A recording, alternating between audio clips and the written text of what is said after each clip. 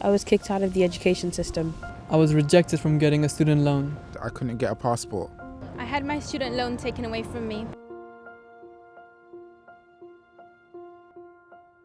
I was born in Jamaica, so I arrived in the UK when I was 2 years old. I settled in quite easily. As a normal, British lad. When we came to London, the opportunities that we had here were a lot more than my parents had back in Ecuador. So the education for me and my brother is really, really important. So I applied for the Brit School and I was accepted. I was over the moon. I think it was one of the best moments of my life. It's something I worked so hard for. When I got my place at West London University, I felt like all the studying I had done for my A-levels was finally paying off. I was actually going to further my education, be the first one in my family to go to university and go on to be a child psychologist. It felt like I was finally going to become something. I received discretionary leave to remain when I was 14 years old. That's the first time I realised that I was different from all my friends and classmates, but I still didn't think of the true implications that could have for me later in life. During the enrolment process, you needed to have your passport or some sort of documentation from the Home Office or something to prove my status here, which I knew I didn't have. I took my birth certificate with me that day, and it was the only proof of my existence that I could show them. I didn't have a national insurance number, so I couldn't even complete the student finance form. I was told that I was no longer eligible for student finance. That would mean that I would have to pay all the tuition fees myself. And I knew that it was not going to be my time to go to university.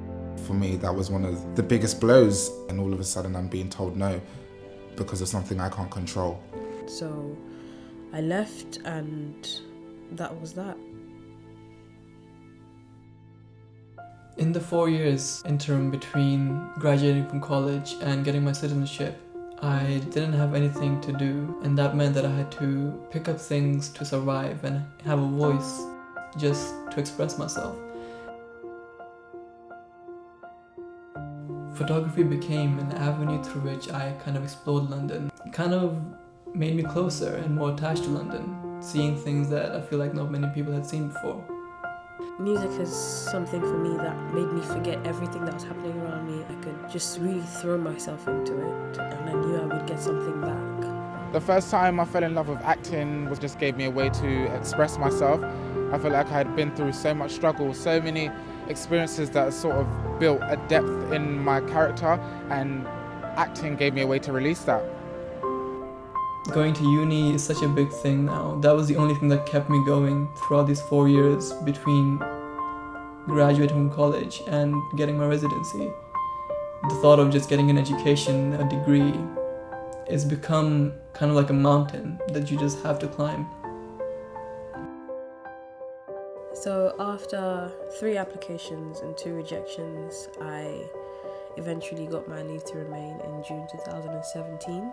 It was a really good day. Now that I have my residency, I'll be going to uni in September. Queen Mary accepted me for physics. Eventually I was granted citizenship just after my 18th birthday, so I was over the moon.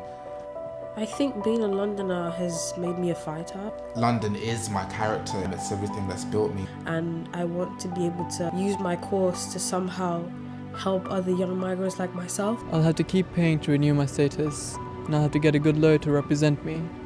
But at least now I can pursue my dreams. Thousands of young Londoners who are fully entitled to be here in our city lack the secure immigration status they need in order to secure employment or access other essential services such as affordable university tuition. If a young Londoner has the right to be a British citizen, we should remove as many obstacles as we can to them becoming one. That's why we're calling on the government to put in place a shorter and more affordable route to citizenship, and at the same time launching a new initiative to offer support to those who need it. It's time for the government to stop denying young Londoners the opportunity to pursue their education and ambitions.